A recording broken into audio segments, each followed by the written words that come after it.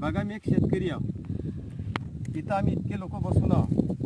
कोणाला का वाटते का शेतकरी जिंदगी खूप चांगली वाटते?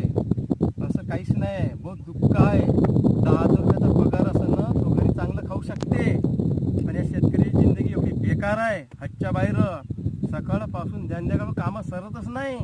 ड्युटीवाला 8 वाजता जाते, 6 वाजता घरी येते, पण आम्हाला रात्री 12 वाजेपर्यंत इथंच राहावं लागते. लाईन गेली, दिव गेला, लाईनमन येत नाही, कोणी येत नाही, सगळं आम्हाला स्वतः करावं लागते. कोणीच केअर घेत नाही, साहेब लोक घेत नाही, कोणी घेत नाही, स्वतः करावं लागते तर होते, नाही तर होत नाही.